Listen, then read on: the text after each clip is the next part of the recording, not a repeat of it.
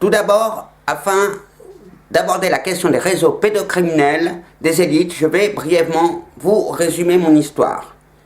À l'âge de 4 ans, ma fille Amandine m'a révélé, avec ses mots à elle, s'être faite agresser sexuellement par le neveu de mon ex-femme, M. Benjamin Saboureux, et sa demi-sœur Samantha. Ma première réaction a été d'en parler à mon ex-femme. Mais mon ex-femme a choisi de protéger les agresseurs plutôt que sa jeune fille.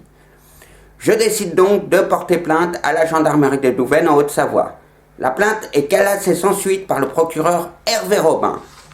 C'est à ce moment-là que je commence à avoir de sérieux doutes sur la justice de mon pays. Mais mes doutes vont se renforcer lorsqu'en faisant des recherches sur Internet, je découvre le témoignage d'une dame qui dénonce que le procureur Hervé Robin organisait tout près de chez moi des partous pédophiles, au bar L'Alpage à Baugève pour être précis. Beaucoup de détails sont donnés, de nombreux noms sont cités. Vous trouverez cet article aussi bien sur le site original où a publié cette dame que sur mon site internet qui est www.amandine.génie.ovh sans accent sur génie. www.amandine.génie.ovh. Voilà. À ce moment-là, je comprends que ma fille est entrée dans un réseau pédocriminel. Ma fille est tout d'abord placée dans un foyer d'Oussieux, le foyer Cap-Marinier. Puis elle est rendue à sa mère complice des viols de ma fille. Il y a une mesure d'assistance éducative qui est décidée. Je ne peux voir ma fille qu'une fois par mois en visite médiatisée. Alors la visite médiatisée, on essaie de nous faire comprendre que c'est pour protéger l'enfant, pour pas que le parent influence l'enfant, mais non, c'est pour empêcher l'enfant d'appeler à l'aide son parent protecteur. C'est toujours comme ça. Dès qu'il y a une visite médiatisée qui est décidée, et que c'est un parent protecteur qui en est victime, c'est qu'il y a un réseau pédophile derrière tout ça, vous pouvez en être sûr. Pire encore, j'ai un entretien avec Madame Régine Chigiot, qui est responsable de Rétis, la pseudo-association qui décide des visites, qui fait les visites médiatisées, qui fait la mesure d'AEMO, pardon. Celle-ci me dit que ce n'est pas si grave si la personne qui a violé ma fille revient en son contact. Vous voyez, ça promet, Alors je commence à publier, D'abord, timidement, je ne cite pas de nom, je mets des initiales, Et puis, maintenant, ces publications sont devenues un livre, je mets un endroit, c'est mieux.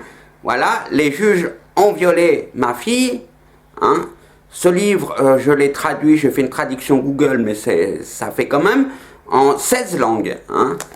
Et il est diffusé abondamment, vous le trouvez facilement sur Internet. Voilà, donc, il y a, la première personne à me contacter, c'est Sandrine Gachadois, qui est parmi vous aujourd'hui, qui me dit, c'est étrange, Monsieur Lopez, mais votre histoire, c'est exactement la même que la mienne. Alors, je décide de rencontrer cette dame qui habite quand même à 800 km de chez moi. Je tourne une vidéo qui est toujours sur Internet, où Sandrine fait son témoignage. Et c'est affreux, affreux, affreux. Elle a 3 enfants dans le réseau pédophile de Saintes.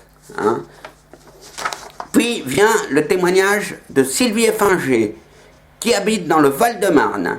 Et dans le Val-de-Marne, il y a... elle a 3 enfants prisonniers, d'abord au foyer de Sucy-en-Brie, qu'on appelle le foyer de l'horreur, et les enfants sont ballottés de foyer en foyer, elle peut pratiquement pas voir ses enfants, et ses enfants ont effectivement aussi témoigné de maltraitance.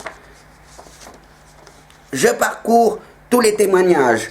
Le 24 mai 2014, je fais la connaissance de Denise Maloney. Alors Denise Maloney, elle a ses enfants qui lui ont été enlevés sous prétexte qu'elle a voulu demander une place en crèche. Ces enfants sont victimes de réseaux pédophiles dans les Hauts-de-Seine. Et pire encore, sous prétexte qu'elle est noire, on l'accuse d'être une prêtresse vaudou et on ne lui rend pas ses enfants. Donc il y a aussi du racisme là-dessous. Hein. Et il y a aussi l'affaire Hamid Lisa. Il y a 3 enfants victimes du réseau pédophile à Draguignan. Les enfants ont témoigné en vidéo. La vidéo, vous la trouvez très facilement sur Internet. Les enfants témoignent de ce qu'ils ont vécu. Ils ont assisté au meurtre de 16 enfants. Ils ont été violés. Et malgré ça, hein, la justice ne fait rien. Pire encore, la justice est complice. La justice participe, les magistrats participent à ces partout horribles, etc. Hein. Et je prends la connaissance d'une autre histoire horrible. Il y a 3 crapules. Monsieur Christian Favier, sénateur du Val-de-Marne. Monsieur Patrick Sèvres, alors maire de l'Aile-et-Rose. Il y a Jean-Jacques Bridet, qui est maire de Fresnes. Ces 3 crapules organisent au gymnase de Fresnes une partouze avec 17 petites filles maliennes qui les ont exfiltrées par le biais de l'Arche de Zoé. Mais tout ça, ça aurait pu être secret, mais manque de peau. Il y avait la personne qui était chargée de faire l'entretien, qui les surprend, qui appelle la police. Et bien la police, ils embarquent le témoin gênant et ils laissent nos 3 crapules continuer de violer les petites filles. Voilà comment c'est la France. Hein? Donc il y a bien un réseau pédophile, ce n'est pas plein de petits réseaux pédophiles, c'est un grand réseau pédophile, hein, soutenu par le gouvernement français. Je prends mes responsabilités. Les responsables de tout ça sont hein, notre président François Hollande, hein, notre ex-ministre de la Justice, Madame Christiane Taubira, le nouveau ministre de la Justice, Jean-Jacques Urvoas, la ministre de l'Éducation nationale, hein, Madame Belkacem, Najat Belkacem. Voilà. Alors, parlons-en des écoles. Parlons-en. Alors, je vais vous donner une partie du programme des enfants de maternelle dans les écoles de la République française. Voici avec quoi on fait jouer les enfants des écoles, je vous dis bien de maternelle. Voilà.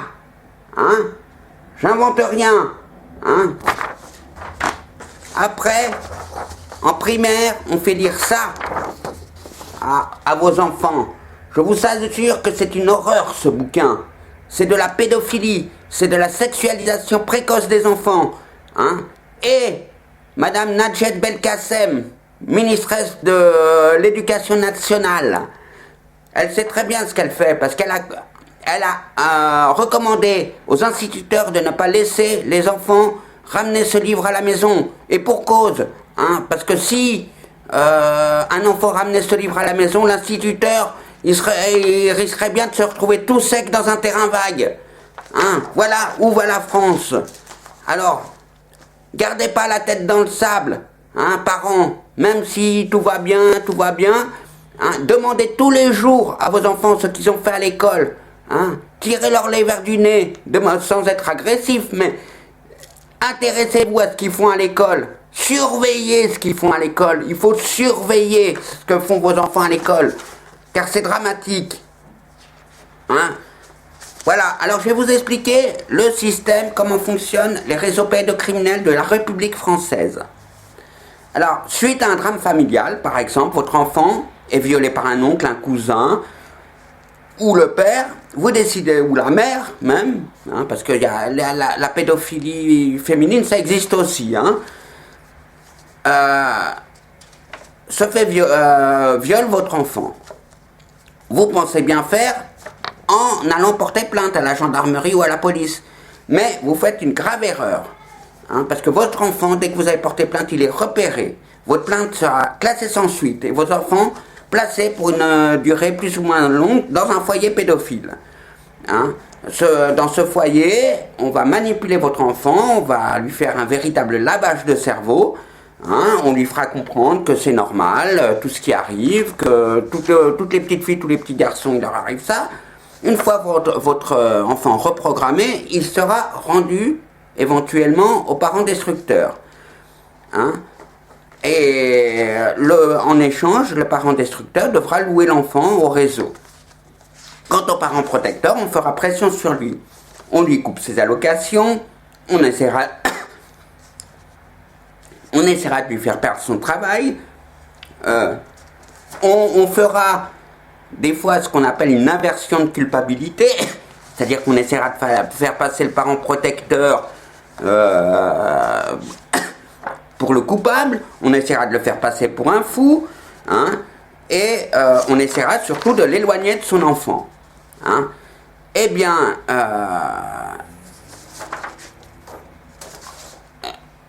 dans ces réseaux, hein, moi quand ça fait 6 ans que je dénonce les réseaux pédophiles de la République française, hein, je cite des noms, on me dit ouais mais vous citez beaucoup de noms et tout, mais un réseau c'est pas 3 personnes, hein, il faut la complicité, hein, de la mairie, des services sociaux, des médecins, de la police et de la gendarmerie et même des écoles. Moi ma fille Amandine, hein, on l'enfermait dans une salle de classe pour pas qu'elle parle à la récréation à ses petits copains et petites copines. Voilà. Hein. Et comme je vous ai dit tout à l'heure, il se passe des choses très graves dans toutes les écoles. Absolument toutes les écoles, hein, préparent vos enfants à la sexualisation précoce et à la pédophilie. Hein. Parce que si on montre ça à des enfants de maternelle, hein, et ça à des enfants du primaire, c'est pour une raison. Hein, c'est pas l'éducation sexuelle n'a pas sa place à l'école, ça doit être interdit. Hein. Laissez nos enfants tranquilles, hein. Laissez-les profiter de leur enfance. Hein. Ils n'ont pas besoin d'apprendre, hein, comment ça marche. Hein. Et puis quand ils deviendront grands, qu'ils auront les poils qui commencent à pousser, ils vont comprendre tout seuls, ils n'auront pas besoin d'un professeur pour leur expliquer comment ça marche. Hein. Bon. Alors on y arrête les conneries là, hein. Voilà. Et puis je vais vous... voilà. Et il y a quand même une bonne nouvelle, c'est que récemment le FBI a... une bonne nouvelle mais inquiétante quand même. Hein. Le FBI, ils ont fermé le plus gros site pédophile du monde qui se trouvait hébergé en Hollande. Hein. Il y a plus de 120 enfants, je crois, qui ont déjà été identifiés. Hein. Des enfants européens. Hein. Ça ne se passe pas dans les pays en voie de développement, ça se passe chez nous. Hein. C'est peut-être votre enfant qui est sur ce site. Hein. Votre enfant qui a été placé qui est sur ce site. Alors, on va attendre la fin de l'enquête. J'ai très peur du résultat, mais ça risque de faire avancer les choses. Hein. Puis récemment... il y a un psychologue pédophile de Thonon, M. Thomas Declercq, qui a été jugé pour le viol de 8 petits garçons. Cette personne méritait 20 ans de tôle et surtout d'être jugée en cour d'assises, mais non, un petit procès tout simple au petit tribunal de Thonon. Hein. Au tribunal de Thonon, c'est que pour les histoires simples, hein. Il n'y a ni correctionnel ni procès d'assises. Hein. Cette crapule Thomas Declercq, qui a donc violé 8 petits garçons, se retrouve avec une peine symbolique, 3 ans de prison, dont 2 avec sursis. Donc, si on calcule bien, avec les remises de peine, dans 6 mois il est sorti, dans 6 mois il recommence. Hein. Bon, alors il y a des conneries. Hein. Bon, pourquoi tous nos magistrats ils font ça? Bah, derrière tout ça, il n'y a pas seulement des viols d'enfants. Hein.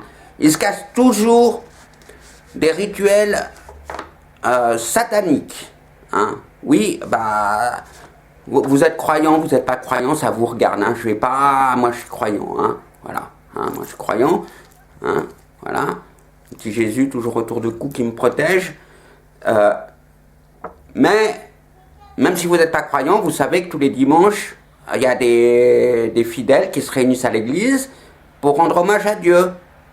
Eh bien, vous devez savoir aussi que régulièrement, il y a des crapules qui se réunissent dans les lieux secrets pour vénérer Satan. Au cours de ces rituels sataniques, il y a des sacrifices d'animaux, il y a aussi de sacrifices humains, oui, des sacrifices humains, des bébés notamment. Il faut savoir qu'en France, pratiquement tous les bébés nés sous X finissent dans ces rituels sataniques. Hein. Il y a d'ailleurs au foyer de Sucy-en-Brie, il y a des enfants qui ont parlé, qui ont témoigné. Hein. Dans les sous-sols du foyer de Sucy-en-Brie, dans le Val-de-Marne, il y a une pouponnière clandestine. Et si vous allez du jour au lendemain, vous vous rendez compte que les bébés qui sont dans cette pouponnière, c'est à chaque fois des bébés différents. Qu'est-ce qu'ils font de tous ces bébés? Vous n'allez pas me dire qu'il y a 50 bébés qui ont été adoptés d'un coup, hein? Non, ça vous me faites pas croire. Hein? Voilà.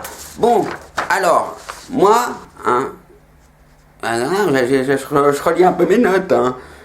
Voilà, la sorcellerie, tout ça, hein, ça existe. Même si on n'y croit pas, il y a des gens qui y croient et qui font des trucs dégueulasses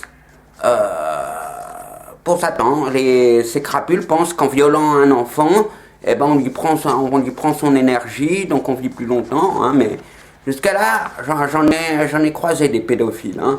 Eh ben tous, ils ont canné plus vite que prévu. Et c'est tant mieux. Hein. Voilà. Bon, maintenant, depuis 6 ans que je mène mon combat, hein, j'ai été attaqué. Bon, j'ai été attaqué par les élites pédophiles, ça c'est normal parce que ils aiment pas trop qu'on les mette au grand jour. Hein, 6 heures de procès à Annecy à la fin de l'année dernière. Voilà, mais ça me fait pas peur ça. Hein. Mais il y a un truc qui va pas. Hein, là, il y a... Il y a des pseudo-associations qui se forment, hein, alors ils font un beau site avec des beaux articles, et puis j'ai cité l'association Wanted Pédo, voilà, avec son président Maxime Monteau. Alors il y a beaucoup de choses qu'on reproche à cette association, notamment plus de 8000 € qui auraient été détournés. Ah, ça je m'en fous à la limite, je m'en fous que Maxime Monteau ait détourné 8000 € ou plus, hein, pour s'acheter ce qu'il a voulu, pour s'acheter une voiture ou n'importe quoi, ou un scooter. Ça, je m'en fous, hein, s'il défendait bien les enfants. Mais le combat de Maxime Monteau, jusqu'ici, hein, il se trompe de cible. Il attaque des victimes gratuitement. Hein, il dit, ah bah cette victime... Moi-même, j'ai été attaqué par Maxime Monteau, j'ai reçu des menaces de mort Mais... Hein, il y a aussi Jérémy Lehutte. Alors Jérémy Lehutte, au début, j'avais confiance en lui parce qu'il était avec Stan Mayo. Puis Jérémy Lehutte, il a trahi Stan Mayo. Hein, et pour moi, Stan Mayo, il n'y a personne de nous tous qui lui arrive à la cheville. Hein. Stan Mayo, c'est un grand monsieur, hein, qui met toute sa vie, qui a risqué sa vie, lui. Hein. À Amoncey, il a risqué sa vie. Hein, il a manqué de recevoir une balle dans la peau pour avoir voulu défendre des enfants qui n'étaient même pas les siens. Hein. Donc, moi je dis chapeau, hein, à Stan Mayo. Puis Jérémy Lehutte, subitement, il a trahi Stan Mayo. Hein. Et puis, on ne sait pas s'il est passé de l'autre côté ou pas. C'est pas bien clair, mais trahir Stan Mayo, c'est comme pendant la guerre, ceux qui trahissaient Jean Moulin. Hein. Ceux-là, on les appelait des collabos. Et puis souvent, ils finissaient... hein, c'était vite fait à l'époque. Hein. Ouais, vous pensez que j'y vais un peu fort en comparant Stan Mayo à Jean Moulin? Bah pas tant que ça. Pas tant que ça, parce que Stan Mayo, bon, il est assez modeste sur sa généalogie. Lui, c'est son combat, hein, c'est le combat pour les enfants. Hein. Mais qui c'est Stan Mayo? Stan Mayo, c'est le petit-fils de celui qui a sauvé la France. Hein. Le grand-papa de Stan Mayo, c'était Pierre Maillot. Hein. Vous vous souvenez, qui c'était Pierre Maillot? Je vais vous mettre ça sur la voix. Les Français parlent au français. Oui, voilà. Le grand-papa de Stan Mayo, c'était la voix de la Radio Londres. Le grand-papa de Stan Mayo a sauvé la France. Hein. Il y a des gens qui le salissent, ça j'accepte pas. Hein. Que ce soit les élites pédophiles qui le salissent, c'est un peu normal puisque Stan Mayo il les met au grand jour. Mais quand il y a des gens qui se disent activistes et qui salissent Stan Mayo, ça j'accepte pas. Hein. Et puis j'ai aussi été attaqué par un certain Olivier Claes. Olivier Klein, c'est un Belge qui habite Linsant. Hein. Il parle beaucoup de l'affaire Marc Dutroux. Hein. Julie et Mélissa, c'est terrible ce qui est arrivé à Julie et Mélissa. Mais moi, je ne m'attarde pas trop là-dessus parce que je préfère m'attarder hein, sur des enfants qui sont encore vivants. Hein, et peut-être pour pas longtemps, peut-être que les enfants que j'essaye de défendre, hein, y a ma fille, il y a les histoires que je connais, hein, peut-être hein, qu'ils vont pas être vivants longtemps. Donc c'est eux qu'il faut défendre. Mais mis à part ça, Olivier Kleis, alors il m'a menacé, j'ai aussi reçu des menaces de mort de la part de Olivier Kleis. Et Olivier Kleis, il s'est vanté sur Facebook d'avoir saboté la campagne de Laurent Louis. Laurent Louis, c'est le seul député en Belgique qui osait parler des réseaux des élites. Voyez, bon. Alors, là, faut arrêter les conneries, là. Hein, on arrête de merder, là, on merde complètement. Hein. Faut y arrêter. Si vous voulez défendre les enfants, vous vous trompez pas de cible, si possible. Hein. Hein. Vous tirez pas sur les victimes. Hein. Moi, je me souviens d'un jeu électronique qu'on jouait dans les bistrots. Fallait tuer les méchants, hein, puis on avait des points. Puis par contre, si par erreur on tirait sur un camion de l'ONU, on avait des points en moins. Hein, je sais plus comment ça s'appelait, mais j'ai beaucoup joué à ça quand j'étais jeune. Voilà. Bon, alors, on se trompe pas cible, si possible. La seule cible, c'est les élites pédophiles. Hein. Si on croit pas au combat d'une victime, ça se peut. Hein. Eh ben, on lâche l'affaire, tout simplement, puis on fait une phrase diplomatique pour dire à la victime qu'on n'a pas assez de preuves, qu'on n'a pas les capacités, qu'on n'a pas les compétences. Ouais, c'est toujours faisable. Hein. Et puis ça en reste là, mais on s'acharne. Pour le moment, hein, toutes ces pseudo-associations, ils s'acharnent sur des victimes. Hein. Alors les francs-maçons, les pédophiles, ils sont contents d'avoir des associations comme ça. Ils sont très contents d'avoir des associations comme ça. Ils font le sale travail à leur place. Non, bon. Alors, vous voulez défendre des enfants? Alors, vous n'êtes même pas obligé de créer une association, loi de 1901, inscrite en préfecture. D'ailleurs, c'est pas trop recommandé. Parce que si vous êtes inscrit en préfecture, après, ils peuvent faire pression sur vous. Faites-vous des collectifs, plusieurs personnes qui se connaissent dans la vraie vie, hein, et puis et puis associez-vous comme ça. Et aussi, entre collectifs et associations, arrêtez de vous tirer dans les pattes. Hein. Si on a le même combat, tous le même combat, hein, bon, on s'échange les informations, on s'aide entre nous. Hein. Je vais faire un parallèle un peu, peut-être simple, mais vous comprendrez. Dans le monde du travail, il y a des syndicats. Hein. Il n'y a pas qu'un seul syndicat. Hein. Dans chaque entreprise, normalement il y en a plusieurs. Hein. Puis même si dans une entreprise il n'y a qu'un syndicat, il y a des syndicats extérieurs qui peuvent vous défendre. Bref, les syndicats entre eux, ils se tirent pas dans les pattes, ils tirent sur le patronat. Hein. Et puis quand il y a des manifestations, hein, vous trouvez tous les syndicats qui défilent les uns derrière les autres. Hein. Alors que là, on est dans le combat des enfants. Hein. Il y a une association qui va faire une manif, et puis les membres de l'autre association, ah bah non, j'y vais pas parce que c'est un tel qui organise. Non, on y va tous. Hein. On est nombreux, hein. On se met tous ensemble et puis on y va. Hein. Et puis le lendemain, c'est une autre association qui va organiser la manif ou l'action. Hein. Et on va tous y aller aussi. Merde. Alors moi je vous dis merde, si nous tous, moi je vais vous dire un bon truc, hein, si nous tous, on était aussi bien organisés que la franc-maçonnerie, hein, eh ben tous nos mômes, ils seraient déjà chez leurs parents protecteurs. Oui, je vous le dis. Hein. Alors arrêtez de merder, vous les associations, les pseudo-activistes et tout. Hein, hein. Moi, je suis pas une association. Oui, j'ai écrit des statuts d'association au cas où je dois déposer, mais pour le moment, hein, je défends tous les enfants. Ouais, ça aussi, les associations, vous accaparez pas une affaire. Hein. Tout le monde a le droit de défendre les enfants amis de Lisa.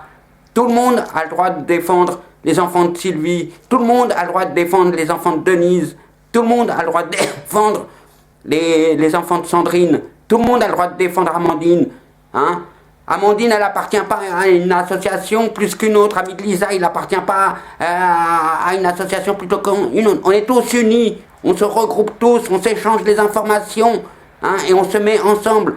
Il se peut qu'entre deux associations, on ait des petites différences de point de vue. Mais il ne faut pas en faire façon. On se met tous ensemble. Merde. Hein? Voilà. Bon. Et puis, je vais vous dire un bon truc. Hein? Moi, j'ai peur de personne. Hein? J'ai peur de... Même la mort, elle me fait pas peur. Hein? La grande faucheuse. Hein? Plus de 5 fois, elle est passée tout près de moi. Je suis même passé de l'autre côté. Alors, c'est pas des petits juges pédophiles qui vont me faire peur. Hein? Et c'est encore moins des pseudo-activistes. Hein? Comme Maxime Monteau. Hein? Hein? Qui m'a fait des menaces de mort. Hein? C'est à la juge Florence Gadi qu'il aurait dû faire des menaces de mort s'il avait des couilles, ce mec-là. Merde. Hein? Et puis, voilà. C'était le mot de la fin. Hein? Non, je vais vous dire un truc avant la fin, puis après, je laisse... Hein? Vous pensez peut-être que je suis agressif dans mon discours? Hein?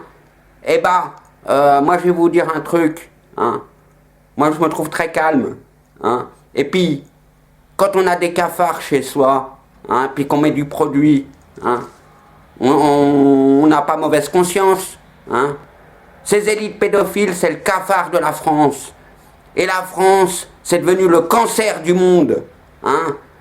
La France, c'est le pays qui rend malade le monde entier. Hein, avec ces élites pédophiles.